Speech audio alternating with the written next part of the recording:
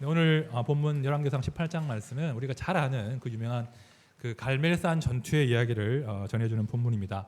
사실은 본문 전체를 다 읽고 싶은데요, 못 읽었는데 오늘 집에 돌아가시면 읽어보십시오. 이런 내용이죠. 엘리야가 1대 850으로 전투를 벌이지 않습니까? 그렇죠.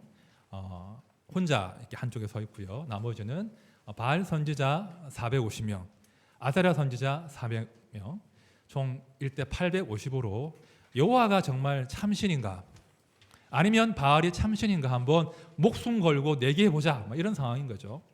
자, 그 결과는 다 우리가 아는 대로 누구의 승리입니까? 엘리야의 승리. 하나님의 승리죠. 하나님께서 아주 압도적으로, 상대가 안 되죠, 하나님 승리를 거두십니다. 우리가 이제 이 열왕기상 18장 말씀은 참 자주 접하는 말씀 중에 하나인데요. 참 읽으면 통쾌하지 않습니까? 와, 하나님이 승리하셨다. 하나님께서 불을 내리셔서 당신의 하나님 되심을 증명하셨다. 와, 신난다. 이렇게 우리가 이 18장을 읽고 자칫 넘어갈 수도 있다는 거예요. 그러나 오늘 본문 말씀은 굉장히 묵직한, 우리에게 우리의 영적인 상태를 점검할 수 있는 고민거리들을 던져주는 본문이에요. 왜냐하면 오늘 본문을 보시면 하나님을 멸시하는, 하나님을 무시하는 그 인생들의 그 모습들이 드러난다는 거예요. 하나님 앞에서 그 신앙 양심이 마비되어 버린 사람들, 하나님을 도무지 무서워하지 않고 두려워하지 않는 사람들, 그리고 하나님의 일하심을 기대하지 않는 사람들의 그 추악한 면들이 오늘 본문에 드러나 있다는 거예요. 동시에 그럼에도 불구하고 그 못난 사람들을 포기하지 않으시고 오래 참으시고 다시 기회를 주시는 하나님의 사랑이 이 본문 가운데 스며 있다는 것입니다. 자, 오늘 설교는 크게 두 파트로 나누어지는데, 하나는요, 우리의 영적인 상태를 진단하는 거예요.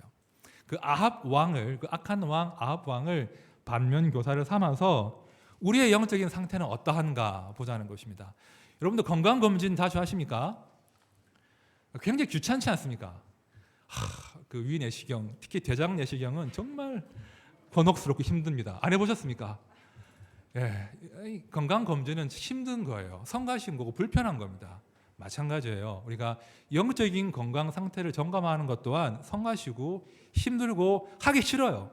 하지만 반드시 정기적으로 하셔야 됩니다. 내가 하나님 앞에서 나의 신앙 양심이 어떠한가, 나의 영적인 건강 상태가 어떠한가 돌아보아야 된다는 거예요. 두 번째 파트는요, 그런 건강 검진 이후에 우리가 바른 처방을 하는 거예요. 더 구체적으로 말씀드리면 오늘 엘리야가 이스라엘 백성들에게 하는 그 질문, 본문 21절인데요. 그 21절의 질문에 우리가 바른 답을 하는 것이 설교의 두 번째 파트입니다. 자, 21절을 제가 세 번역으로 읽어볼게요. 여러분은 언제까지 양쪽에 다리를 걸치고 머뭇거리고 있을 것입니까? 주님이 하나님이면 주님을 따르고 바알이 하나님이면 그를 따르십시오. 여러분, 엘리야 이 외침이 단순히 그 시대를 향한 외침만이겠습니까? 아닌 거예요. 지금 하나님이 이 엘리야를 통해서, 말씀을 통해서 우리에게 요청하시는 거예요. 너희가 언제까지 양다리 걸치고 있을 거냐? 내가 진짜 너희 하나님 맞으면 나만 섬기라. 이렇게 우리에게 말씀하신다는 거예요.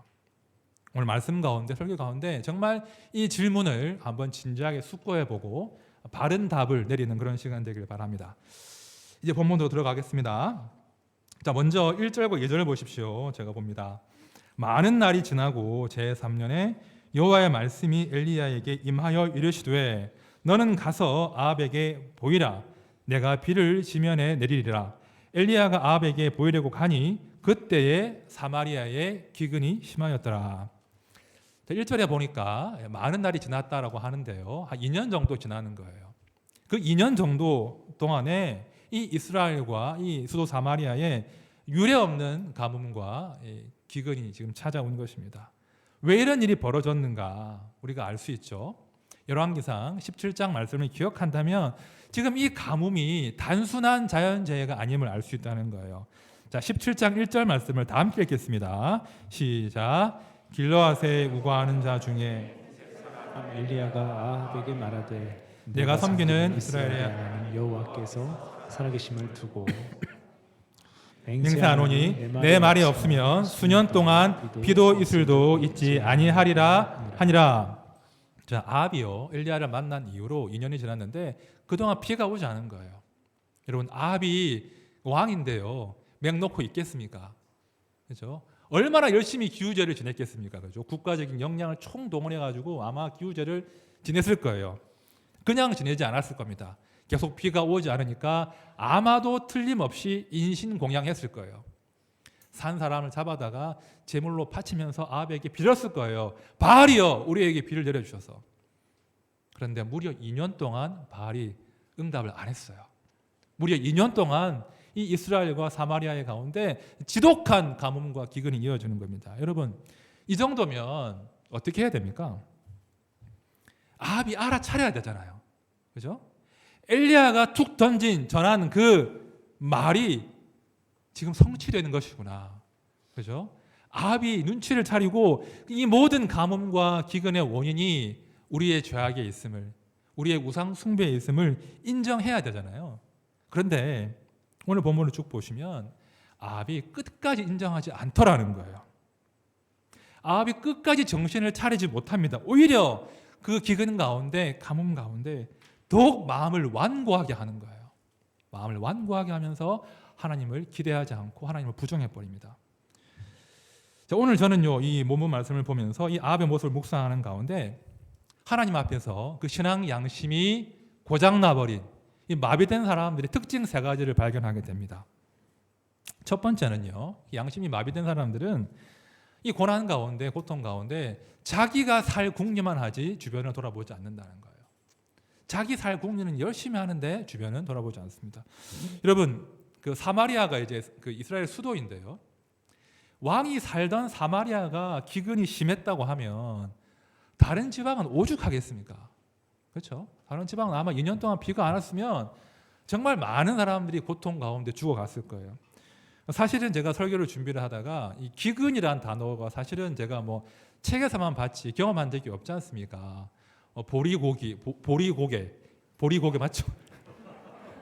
정상이 아니죠, 아직까지. 20%덜 들어왔어요. 보릿고개, 뭐 촉은 목피, 그죠? 풀뿌리를 캐 먹고 나무 껍질 벗겨 먹고 저는 잘 모르거든요. 그래서 이제 이 기근이라는 게 얼마나 참혹한 것인가 하면 제가 좀 조사를 해봤는데 우리나라에 굉장한 기근이 있었더라고요. 그 뭐냐면 경신대기근이라는 기근이 있었는데 조선 현종 때 이제 2년간 벌어진 기근인데요.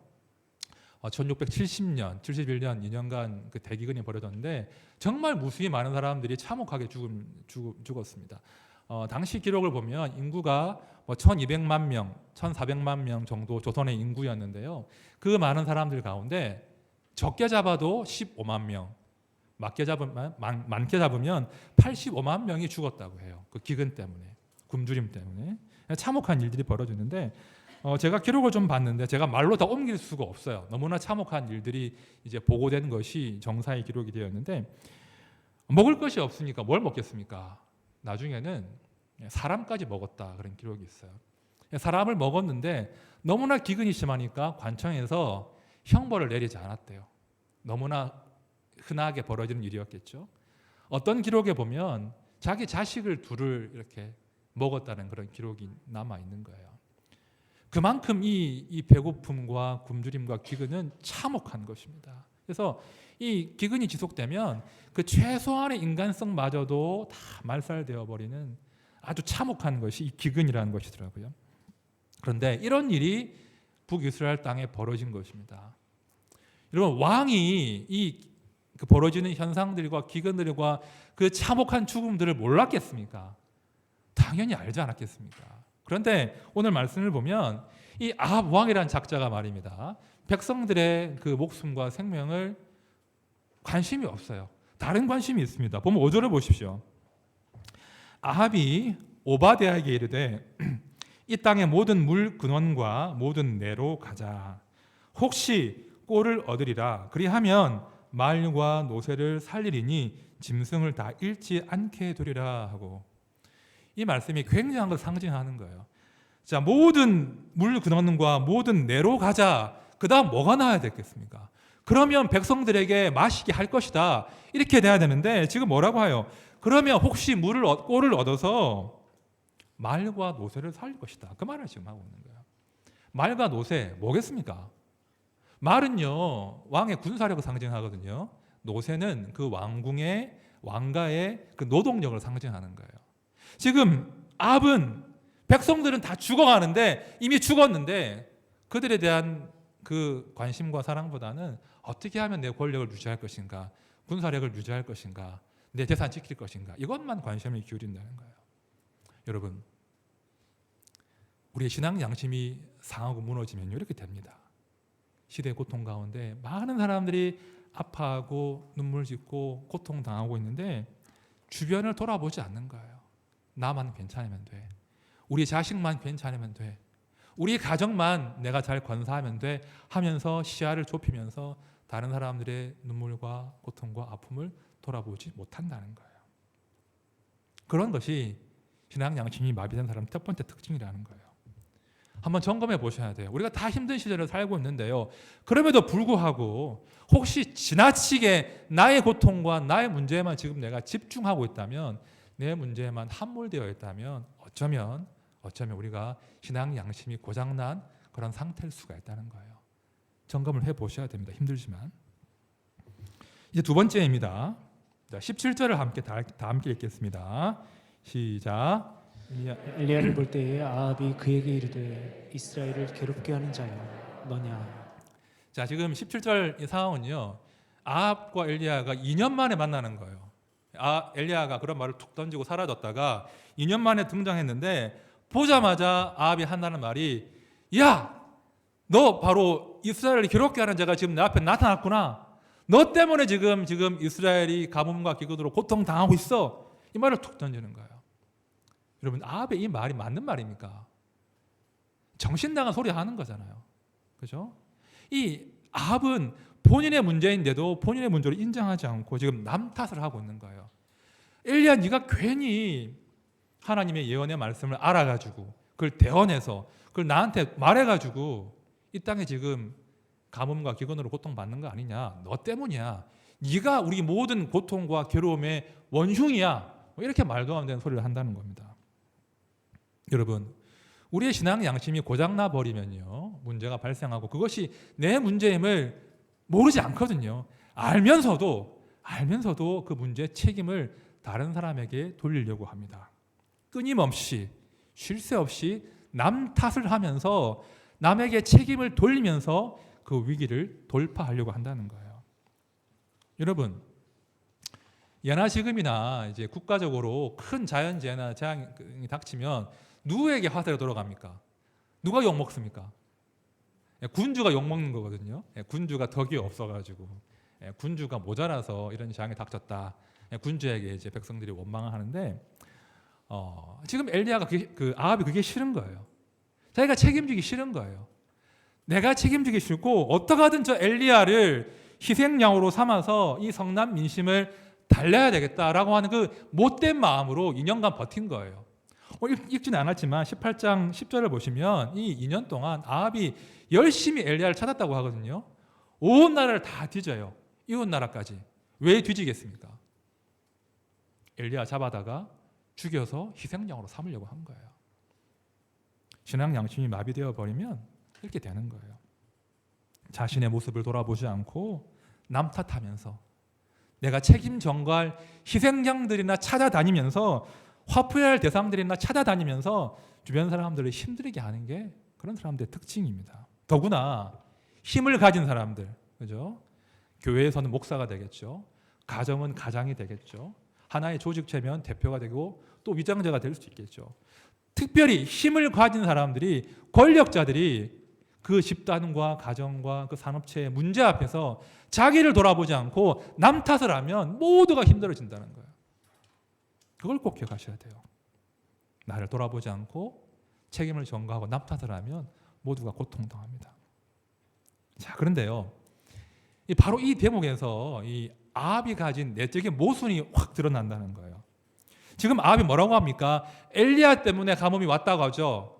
엘리야가 지금 문제의 모든 원흉이라고 하죠. 자, 그렇다면 정말로 아합이 자기가 뱉은 말처럼 지금 이스라엘에 닥친 그 기근이 엘리야의 그 예언의 말 때문에 그렇다라고 인정한다면 아합은요, 지금 엘리야를 탓할 것이 아니라 두려워해야 됩니다. 그렇죠? 지금 당한 이 가뭄과 기근이 정말 저 엘리야의 말 때문일까? 엘리야가 전한 그 하나님의 말씀 때문일까? 라고 당연히 아합은 근심하고 고민해야 됩니다. 그리고 이 문제의 원인이 정말 엘리야의 그 말씀에 있다면 내가 어떻게 회개할까라고 자신을 돌아보는 것이 맞다는 거예요. 그런데 지금 아합은 그렇게 하지 않는다는 겁니다. 여러분, 양심이 고장나 버리면요, 신앙 양심이 무뎌져 버리면 알아요. 이것이 하나님의 징벌이고 하나님께서 지금 나를 건드리셔서 나를 돌이키게 하시는 거야 알면서도 더욱 고의적으로, 더욱 완고하게 고집을 부린다는 거예요. 더 마음을 완고하게 하면서 마음을 돌이키지 않고 더욱 하나님께 대적하려고 합니다. 그 완고함 때문에 더 깊은 수렁으로 빠져드는 것이죠. 바로 이것이, 바로 이 모습이 하나님 앞에서 신앙 양심이 고장나 버린 사람들의 세 번째 특징이라는 거예요. 삶의 위기가 찾아왔지만 하나님 앞에서 그 문제를 놓고 씨름하고 근심하고 회개하지 않는다는 거예요. 악의적으로 고의적으로 문제를 회피합니다. 회개하지 않습니다. 우리가 이제 성경을 볼 때 대표적으로 이런 사람 중에 하나가 애굽의 바로 왕이었지 않습니까? 출애굽기에서 하나님께서 10번이나 애굽 왕 바로 앞에, 온 애굽 앞에 재앙을 내리시지 않습니까? 하나님은 살아계시고 저 백성들을 풀어주어라. 그런데 바로가 어떻게 하죠? 분명히 알아요. 이것이 하나님의 기적임을, 이적임을 알면서도 고의적으로, 악의적으로, 지속적으로 마음을 돌이키지 않았습니다. 오히려 마음을 완고하게 하면서 하나님께 대항한 것이죠. 그러다가 이제 온 애굽의 장자들이 다 죽지 않습니까?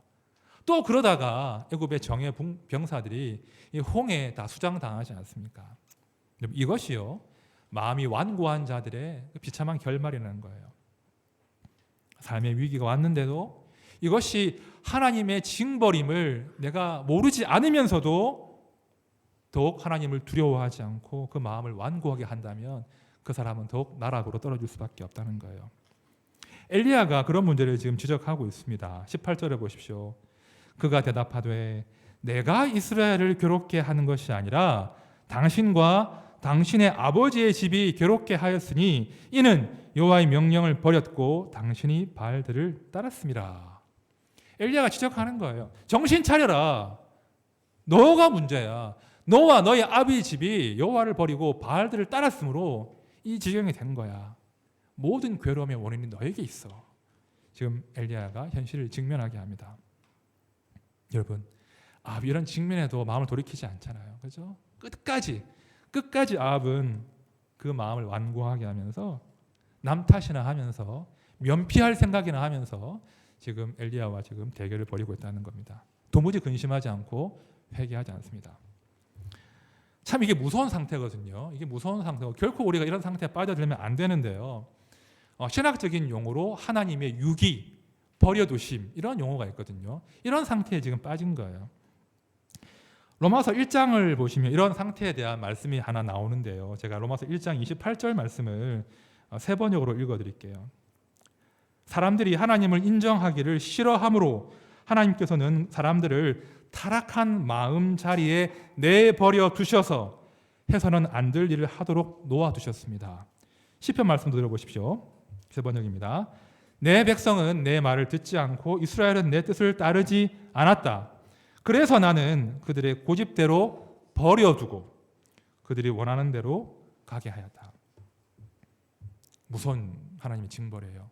그 타락한 마음, 상실한 마음, 그 악한 마음대로 내버려 두심, 그들을 그 죄악 가운데 그냥 내버려 두심, 그냥 방치하심, 이것이 얼마나 무서운 하나님의 심판인지 징벌인지 우리가 이해해야 한다는 거예요. 지금 아합이 그런 상태에 빠져 있는 겁니다. 여러분, 우리가요 정말 이런 상태에 빠지지 않도록 조심하셔야 됩니다. 반대로 혹시 내가 지금 내 삶 가운데 하나님 때문에 거룩한 어떤 일 때문에 근심하게 하고 괴로워지게 되고 또한 그 끝에서 영적인 그런 목마름과 갈증과 그 메마름들이 찾아온다면 그것이 은혜의 힘을 기억하셔야 돼요. 그렇죠? 하나님은 당신의 백성들이 때로 괴로워하게 하십니다. 죄를 기억나게 하시고 그 죄 때문에 정말 영적으로 바닥을 치게 하십니다. 이것이 하나님의 은혜라는 거예요. 하나님은요, 자기 자녀들이 죄악 중에 뒹구는 것을 방치하지 않으신다는 거예요. 그들의 양심을 건드리시고 이것이 죄임을 깨닫게 하시고 그들이 근심하게 하시고 괴로워하게 하시고 마침내 그 마음을 돌이키게 하시는 것이 하나님의 사랑이고 하나님의 은혜임을 기억하셔야 돼요. 또한 그런 근심 가운데 깊은 고민 가운데 하나님 우리를 만나주신다는 거예요. 우리 모두가 그런 고민이 있을 거예요. 내가 영적으로 가장 바닥을 칠 때, 내가 영적으로 가장 고민하고 근심할 때 오히려 그 낮은 마음 가운데 우리의 그 모든 영적인 파산 상태 가운데 우리를 찾아오시는 하나님을 감격적으로 만날 수 있다는 거예요. 우리가 2주 전에 우리 조명호 목사님께서 마르게 하시는 은혜, 죽이시는 은혜 기억나십니까? 바로 그거예요. 하나님은 우리를 때로 죽이십니다. 마르게 하십니다. 죄 때문에 우리를 죽게 하신다고. 왜요? 죽어야 살기 때문이에요. 우리를 죽게 하시고 근심하게 하심으로 그 낮은 마음 가운데 생명의 성령을 부어주시는 것이 우리 하나님의 사랑이라는 거예요. 예레미야 예가 3장 말씀을 한번 들어보십시오. 그가 비록 근심하게 하시나 그의 풍부한 인자하심을 따라 긍휼히 여기실 것임이라. 주께서 인생으로 고생하게 하시며 근심하게 하심은 본심이 아니시로다. 두 구절의 동시제 함께 말씀하시는 것은 그가 근심하게 하신다는 거예요. 그가 고생하게 하신다는 거예요. 왜요? 우리를 돌이키게 하시려고. 그 근심 가운데 우리가 주를 찾게 하시려고 우리를 근심하게 하신다는 거예요. 여러분, 성도의 근심과 성도의 회개는요, 하나님의 그 긍휼과 인자하심으로 나아가는 통로가 된다는 거예요. 그렇기 때문에 혹시 내 심령 가운데, 내 영적인 생활 가운데 내가 죄를 지어도 죄 때문에 괴롭지 않고 그 죄가 기억나지도 않고 양심이 찔리지도 않는다면 아주 더 두려워하셔야 돼요. 하나님, 제 양심이 지금 무너진 거 아닙니까? 괴로워하시는 가운데 양심의 회복을 간구하셔야 됩니다. 정리해 보겠습니다. 일부 정리입니다. 자, 우리 신앙 양심이 어떻게 변질되었는가? 세 가지 점검이죠. 자, 자기가 살 궁리만 하지 주변을 보지 않는다. 그럼 영적으로 지금 양심이 무뎌져 있는 거예요. 끊임없이 남 탓을 하면서 위기를 넘기려고 한다.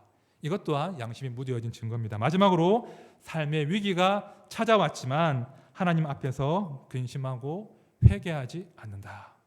이런 세 가지 항목으로 지금 나의 신앙 양심이 제대로 작동하고 있는가 점검이 필요하다는 것이죠. 사실 그런데요, 이게 쉽지는 않습니다. 그죠? 우리의 건강 상태를 우리가 스스로 점검할 수 없는 것처럼 굉장히 내가 영적으로 지금 정상인가, 제대로 작동하는가 점검들이 참 쉽지는 않은데요. 왜냐하면 이것이 우리 힘으로 할 수 없기 때문이에요. 우리의 영적인 상태를 점검하는 것 또한 하나님의 은혜가 필요하다는 거예요. 우리가 성도들은 늘 이런 기도를 자주 하셔야 돼요. 하나님, 저의 그런 기도이기도 한데, 하나님, 제 신앙 양심이 하나님 보시기에 완고해지지 않도록 도와주십시오. 그런 기도 하셔야 돼요. 하나님께서 나의 죄를 죄로 드러내실 때에 그 죄를 부정하거나 책임 회피하지 않고 그 죄를 인정하는 청결한 양심을 저에게 좀 유지시켜 주십시오. 그래서 그 청결한 양심 가운데 제가 돌이키고자 하는 의지가 생길 수 있도록 우리를 좀 도와주십시오. 이것이 성도의 기도가 되어야 한다는 것입니다. 다윗이 그런 기도를 했거든요. 시편 51편인데요. 다 함께 읽어보겠습니다. 시작. 하나님이여, 내 속에 정한 마음을 창조하시고 나의 정직한 영을 새롭게 하소서. 나를 주 앞에서 쫓아내지 마시며 주의 성령을 내게서 거두지 마소서. 여러분, 우리 가운데 정한 마음은요, 우리 스스로 창조할 수 없어요. 모든 창조는 하나님의 영역이에요. 우리가 애를 쓴다고 되는 것이 아니라 하나님께서 우리 심령을 새롭게 창조하셔야 그 마음이 청결해지는 것입니다. 우리 하나님의 은혜가 있어야 우리가 그 새 마음으로 우리의 양심이 무뎌지지 않고 죄로 인식하고 회개하고 돌이킬 수 있는 그런 삶을 살 수 있다는 것입니다. 우리 모두가 이런 간구가 필요해요. 하나님, 내 안에 정직한 마음을, 정한 마음을 좀 창조해 주십시오. 아침마다 나의 마음이, 나의 영혼이 새로워질 수 있도록, 정직해질 수 있도록 좀 도와주십시오. 주의 성령이 내 마음 가운데 떠나지 마시고 계셔 주십시오. 이런 기도가 마땅한 성도의 기도여야 한다는 것입니다. 자, 이렇게 1부를 마치고 이제 본문으로 돌아가서 이제 2부를 보겠습니다. 이렇게 진단을 했는데 어떻게 처방할 거냐 볼 텐데요. 자, 이제 엘리야가 이제 아합에게 막 이렇게 질타를 하고 이렇게 아합의 죄를 들춰내는데 이 아합과 대화가 진행이 안 되는 거예요.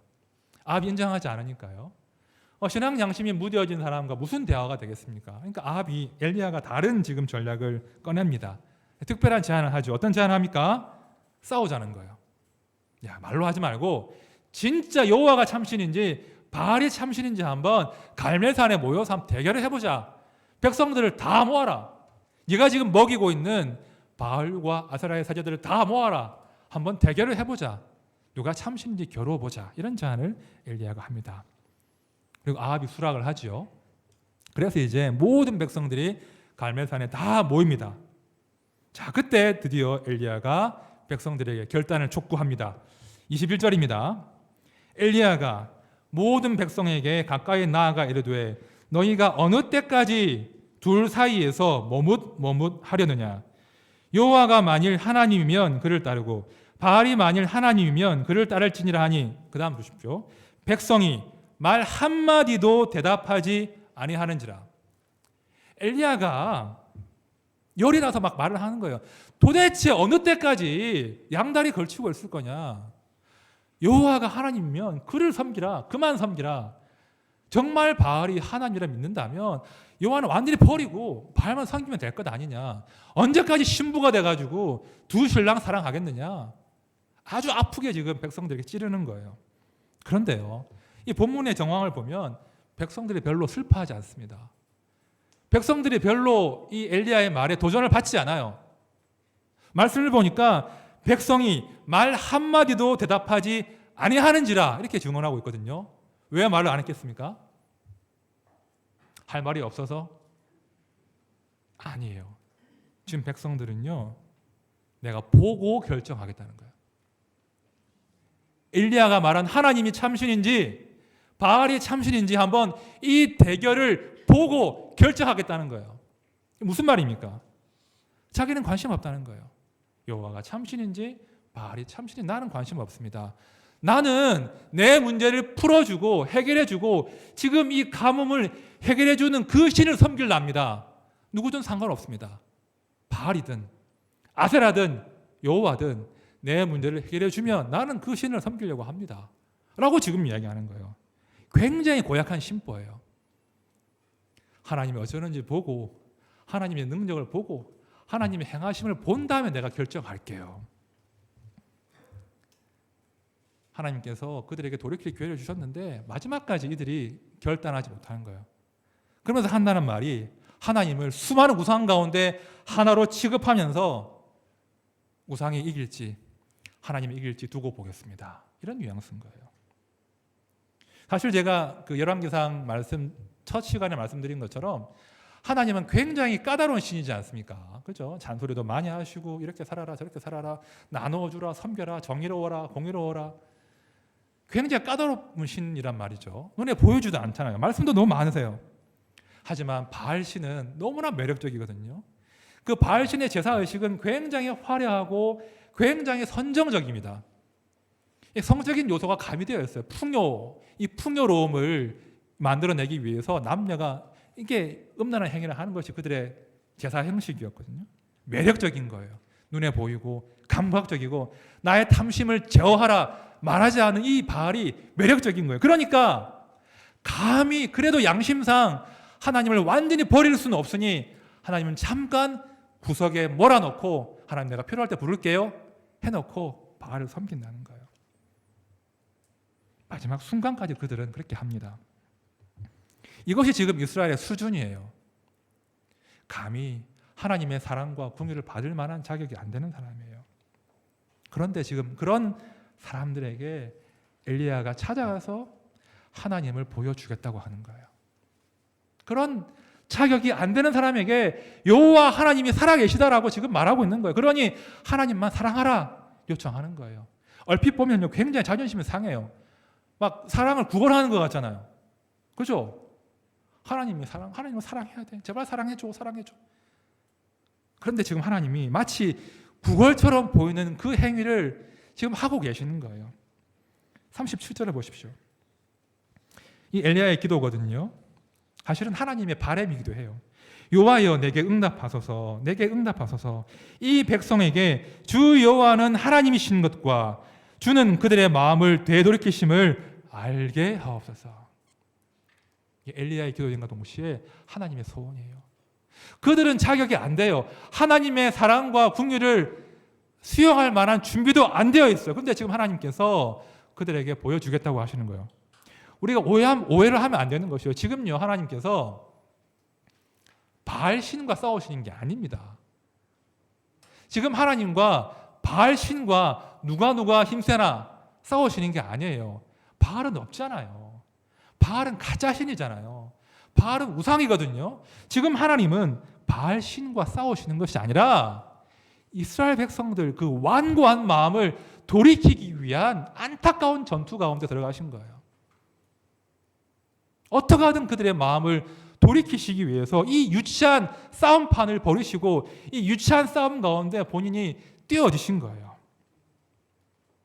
비록 그들이 반역한 무리일지라도 다시 한번 그들에게 나의 존재를 보이고 나의 능력을 보이고 그들의 마음을 돌이키기 위해서 우리 하나님께서 이 유치한 싸움터의 한복판으로 들어가신 거예요. 여러분, 바로 이것이 은혜입니다.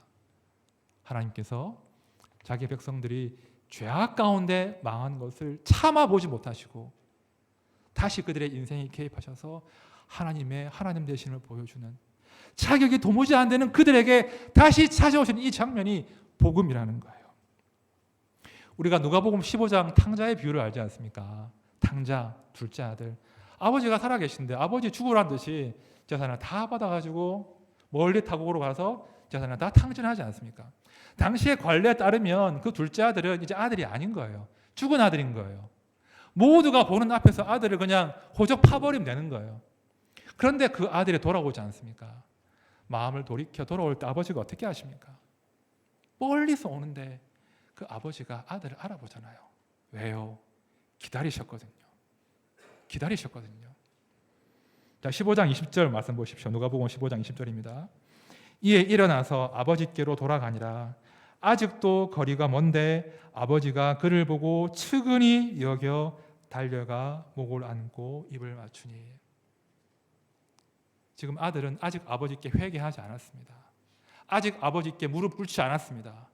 그런데 아버지께서 먼저 보시고 달려가서 측은히 여기시고 목을 안고 입을 맞추시는 거예요. 도무지 자격이 안 되는데, 아들 자격이 안 되는데 그 아들을 다시 맞아주시는 분이 우리 하나님의 넉넉한 사랑이라는 거예요. 아들이 단지 마음을 돌이켰을 뿐인데 그 마음을 멸시하지 않으시고 다시 아들로 받아주십니다. 이것이 하나님의 은혜이고 복음인 것이죠. 여러분, 우리가 자격이 되어서 우리가 정말 하나님의 은혜와 구원을 정말 갈망했기 때문에 우리 주님이 십자가 지신 것입니까? 아니지 않습니까? 우리도 아합처럼 이스라엘 백성들처럼 마음을 완고하게 하면서 죄인으로 살기를 더 즐거워하지 않았습니까? 그런데 그런 자격이 우리를 위해서 십자가를 지신 거예요.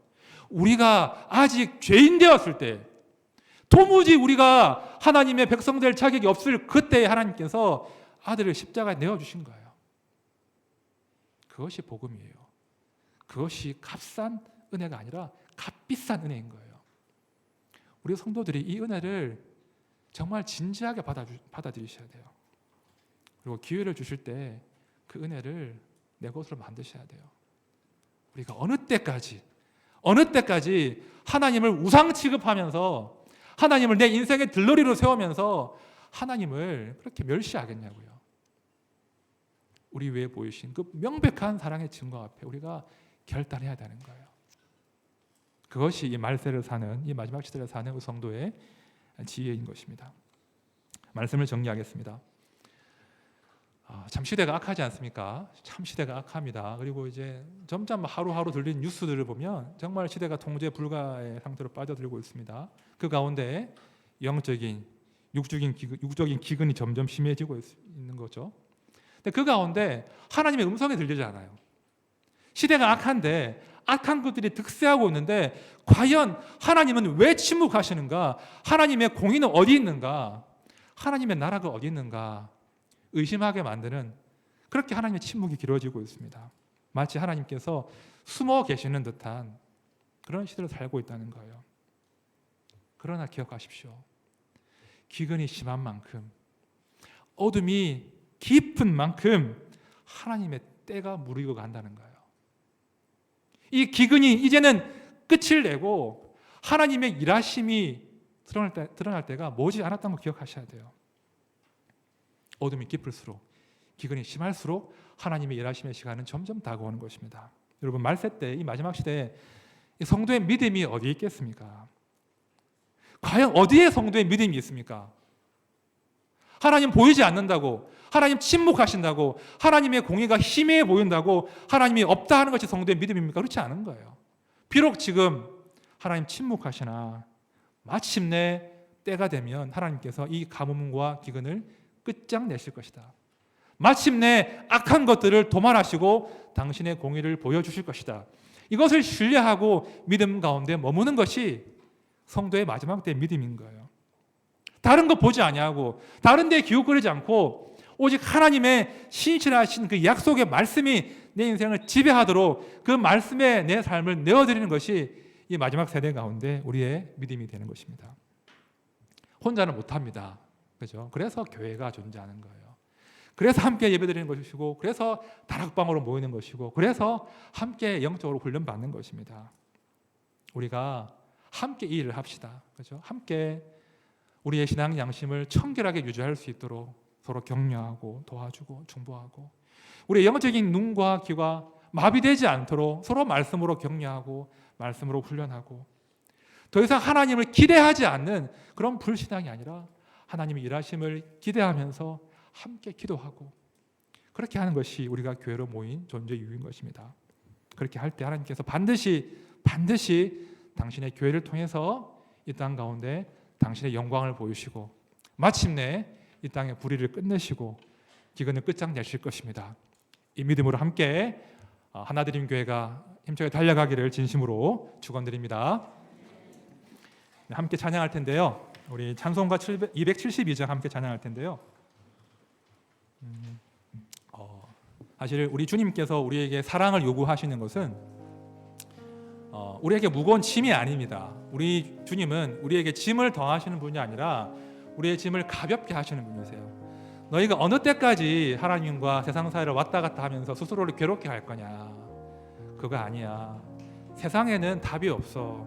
너희가 추구하는 그 모든 재물과 사람들의 인정과 명예와 권력과 그 모든 건강들, 거기엔 답이 없어. 오직 내 안에 진리가 있고 내 안에 생명이 있어. 이것이 주님의 호소라는 거예요. 우리 함께 찬양할 때 주님 제가 이 찬양의 가사처럼 내 삶을 온전히 주님께 맡기게 해주십시오.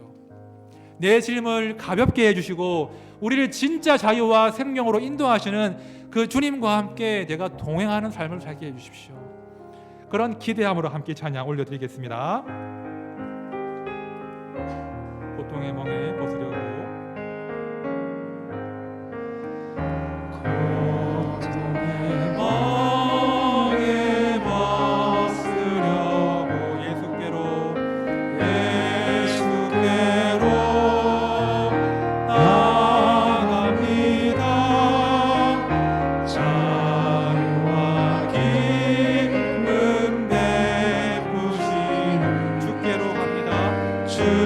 주께로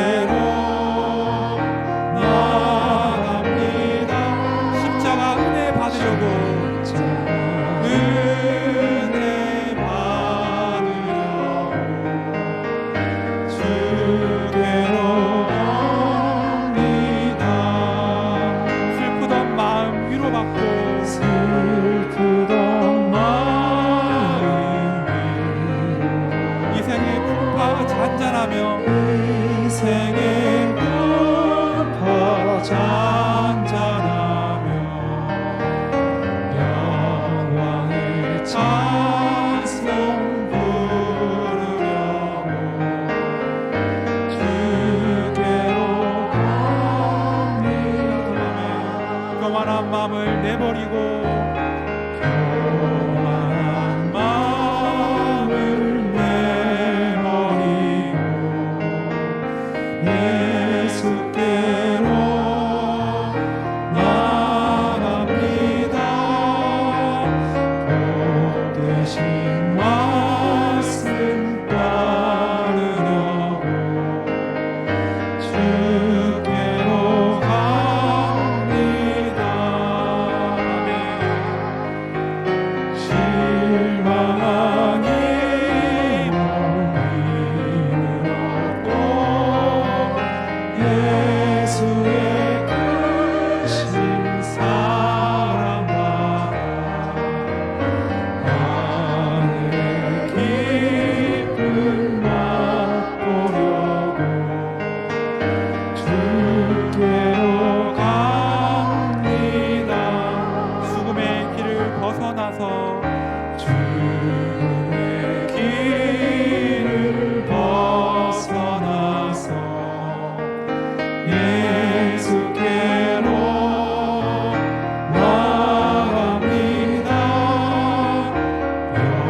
영원한 집을 바라보고 주께로 갑니다. 멸망의 포로에 나와 평화의 나라 다나라서 영광의 주를 배우려고 주께로 갑니다. 우리 기도합시다. 우리의 신앙의 양심이 말입니다. 이 고장나 버리면 우리가 하나님의 그 좋은 것들을 누릴 수가 없습니다. 우리의 양심이 고장나 버리면 우리가 죄 가운데 고통당하지만 돌이킬 방법이 없어요. 우리 기도합시다. 하나님, 제 안에 하나님 새로운 마음, 정직한 영을 새롭게 해주십시오. 정한 마음을 창조해 주십시오. 저의 신앙 양심이 하나님 앞에서 무뎌지지 않도록 저의 영적인 눈과 귀가 하나님 말씀 앞에 열릴 수 있도록 도와주십시오. 또한 주님 간구합니다. 이 불신의 시대 가운데 제가 하나님과 우상 사이를 왔다 갔다 하는 어리석음 범치 않게 해주십시오. 하나님을 그저 내 욕망과 욕심과 내 삶의 목표에 들러리쯤으로 세우는 그 죄악 범치 않게 해주시고 우리 주 안에 감추어진 그 자유와 생명과 소망을 기대하면서 내 삶을 주의 말씀 가운데 주의 윤리 가운데 온전히 던질 수 있는 그런 삶을 살게 해주십시오. 내가 온전히 주님을 신뢰할 때에 내 인생 가운데 주님으로 인한 참 생명과 기쁨을 맛보게 해주십시오. 우리 함께 간절히 기도합시다.